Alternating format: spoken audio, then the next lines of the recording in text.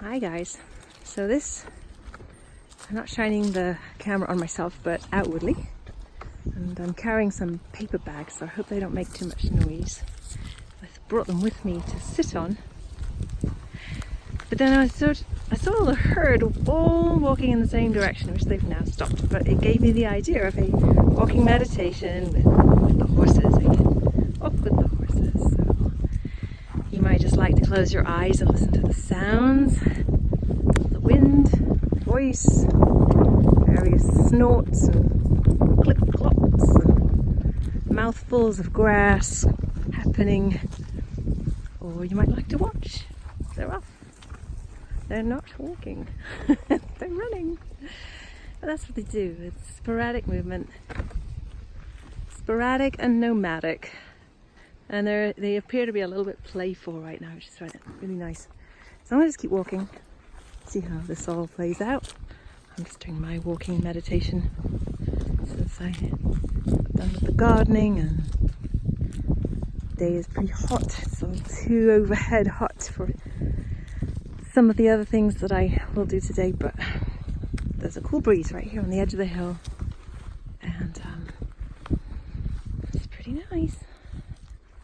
Pretty nice to be outside. I hope for everyone that you can get some outside time in one way or another, even if it's just step outside your door and feel the sunshine in your face. We all have these things called mirror neurons in our brains, and so when you see something, it triggers something in your brain. Like if I'm walking through nature and you're watching, then you have memories of your own walks in nature.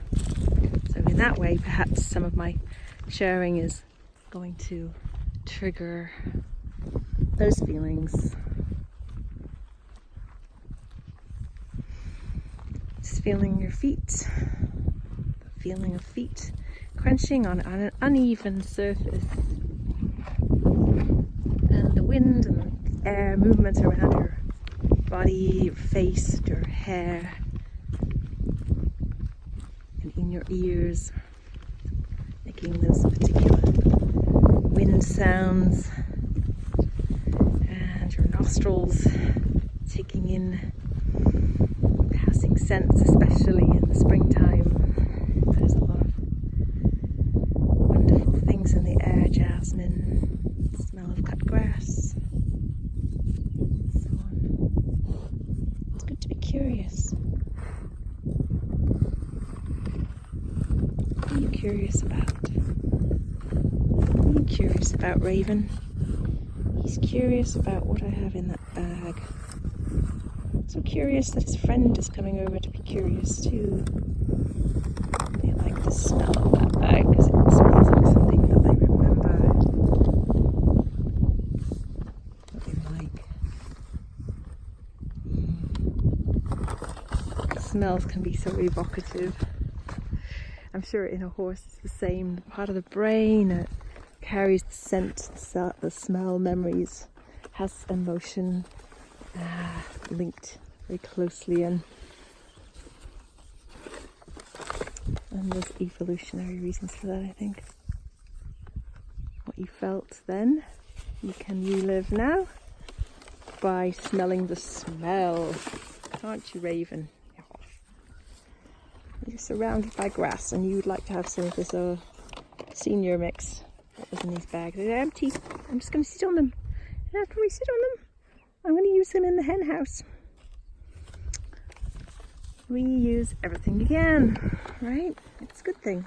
It's a good feeling not to waste things.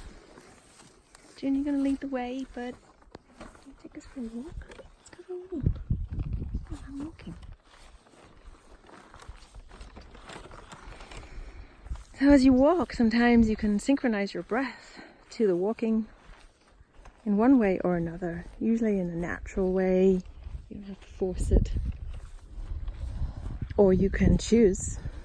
You can sort of inhale to four strides, and exhale to 4 strides.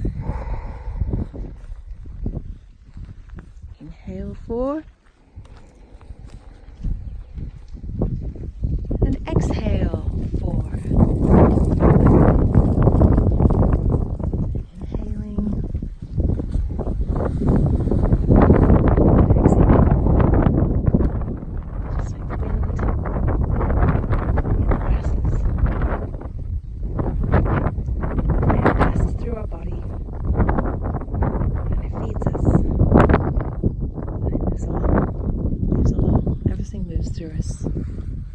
anything that gets stuck in us, really stuck, is a bit of a problem.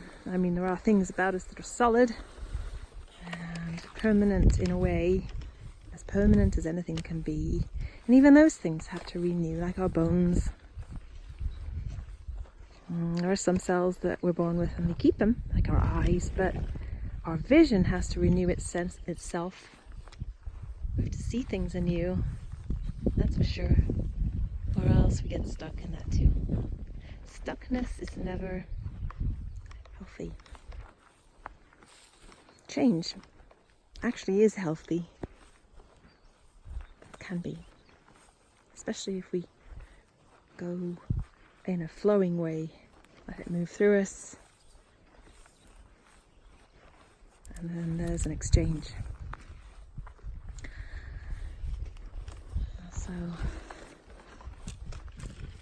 getting my feet in my boots. I'd like to be barefoot, but it's not always possible.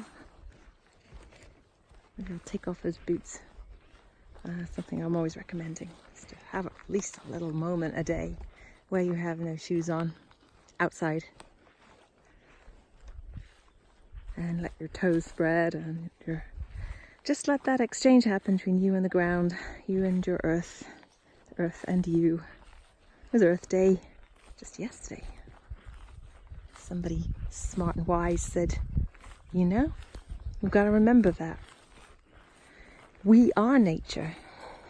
We are nature. We are part of the earth.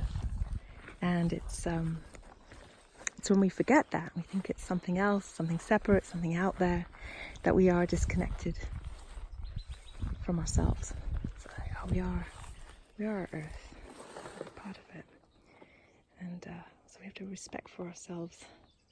Now this is a little seat I made a few days ago, and it's coming along nicely. I just gave it a little opportunity to dry out from the poison oak that was growing all over it, but at a certain time of day that'll be in shadow and very, very nice spot for sitting. I'll come back to that. See, right now it's a little past high noon and the sun is just starting to beat down.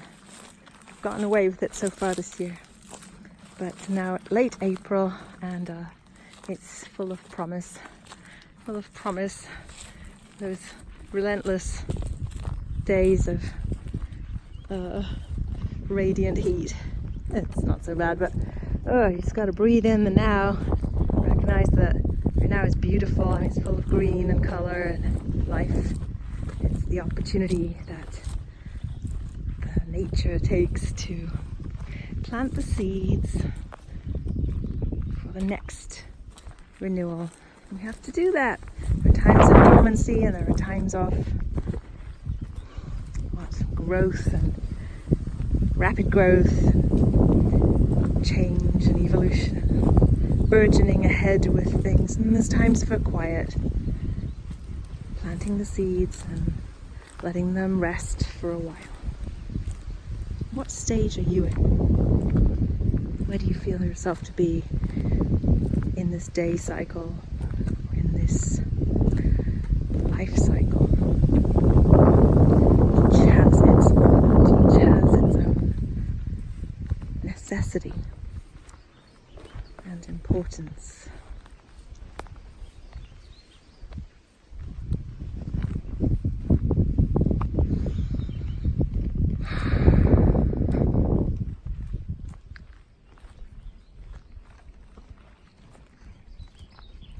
Hear the pounding of hooves.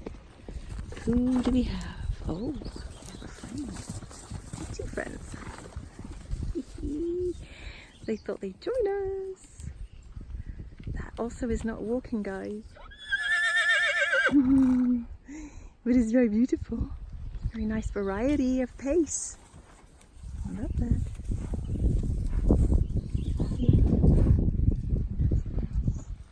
There are more excited meditators. Yes, let's go.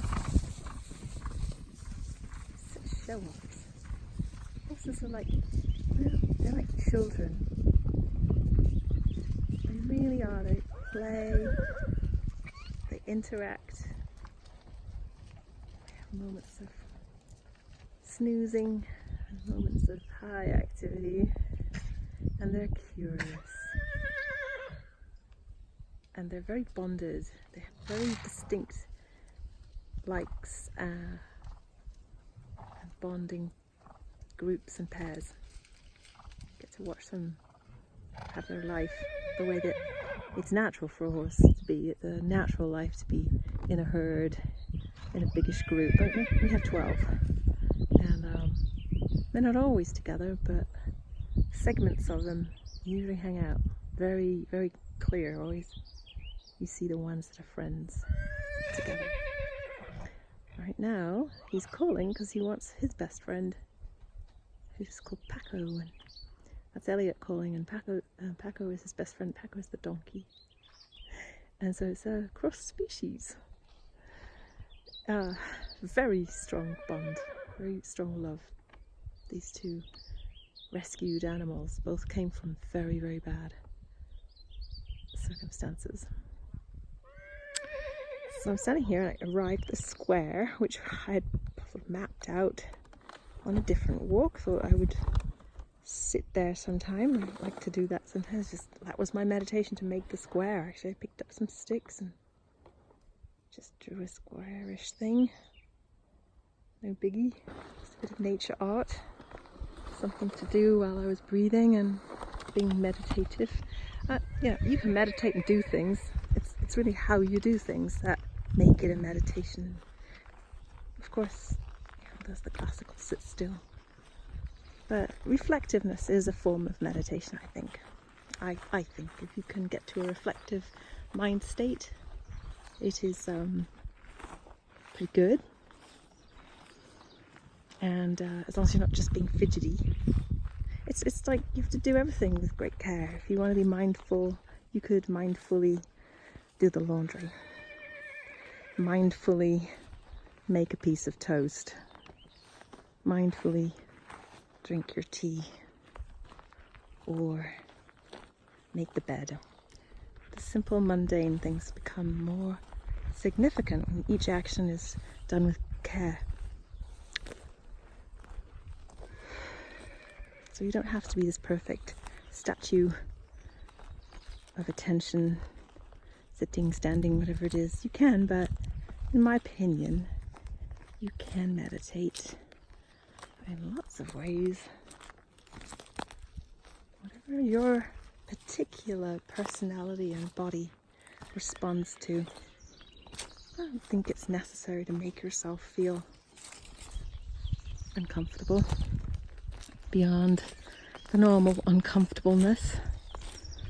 Actually, I recommend making yourself feel as comfortable, truly comfortable as possible, as much of the time. A challenge is always a good thing, but then recognize if you have a particular masochistic streak that says you're not good enough unless you're pushing out there way beyond your boundaries, and then perhaps your meditation is to catch that and practice moderation here and there. Here's another seat. This is where I was planning on coming to, and it is in shadow. In shadow, and it just recommends itself so well. I don't think I need my bags even, but I'll put them there. So here we are. I'll put down my little bag of things